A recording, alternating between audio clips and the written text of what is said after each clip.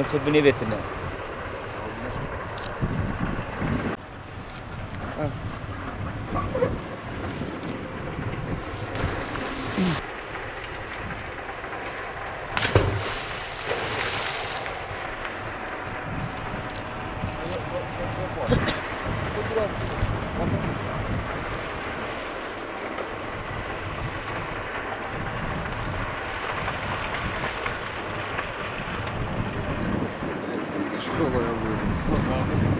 Böyle bir şey görmemiş hayatımızda. Gel başımıza. Hiç böyle şey görmemiştik bu taraflarda. Bu köyde oturuyorum. Burayı icara etmişiz. Arpa ektik. Burada yani.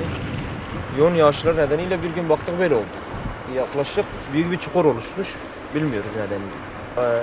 Burası da komple 40 dönüm. Çukur olduğu yerde yaklaşık 500 metrekare var. Komşumuz var bizim burada. Nazir Atalay. O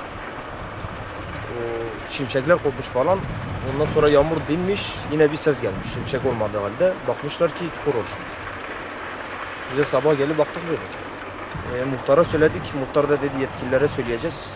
Gelip bakacaklar. Nedenini anlayacaklar. Bilmiyorum. Belki boru hattı falan geçiyor şuralardan. Belki ondandır dedi. Sanmıyorum. Kapıcı da olabilir bu ha. Kapıcı. Sıcak su da olabilir. Buralarda çok sıcak su çıkıyor. Endişeliyiz tabii. Hayvanlarımız var, insanlar var. Biri içine girse çıkamaz yani. Sesini etrafa da ses gelmese içinde kalır yani. Olur gider. Dibi de yok bunun görüşüne bakılırsa. Baksanıza. Endişeliyiz gerçekten. Taş da atıyoruz, çamur da olmuyor su. Dibi yok galiba. Çok derin. Yaklaşık 15 metre rahat var zaten toprak ile zemin ile su arasında. Suyun altını da ölçmedik bilmiyoruz. Bir de su var, botan çayırı var yanında. Belki botan çayırıdır da bilmiyoruz. Bu tür olaylar buralarda hiç görmedik, rastlamadık da. İlk kez görüyoruz. Ve çok endişeliyiz gerçekten de. Bilmiyoruz ne yapacağız yetkililerden. Bir şeyler bekliyoruz da ne yapalım bilmiyoruz. Tarlamızın yaklaşık yarım dönümü gitti. Çok endişeliyiz yani. Yani hayvanlardan, çocuklardan. Çok tehlikeli bir şey. Biri içine girerse çıkamaz. Burada çiftçilik yapıyorum. Gece saat 2:30-3 arası. Şimşekler çakıyordu abi.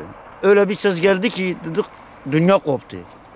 Değil ki oraya mı şişmek mi çarptı artık Allah tarafından. Öyle bir ses geldi ki yani hayret kaldık.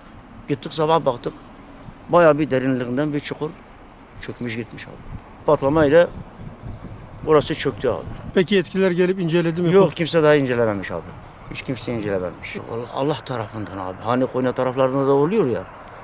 Aynen benzeri burası. Ama haddinden fazla çökmüş abi. Derin yani su derinliği çok fazladır. Vallahi korkuyorum. Ha ben burada kalıyorum abi. Ben aram 150 metre. Ben çok korkuyorum. Çoluk Yani bir araştırsın bak eğer öyle bir şey tehlike varsa biz de burada kalmayalım hiç olmazsa geceleri kalmayalım. Dibi yoktur yani görünmüyor demek ki.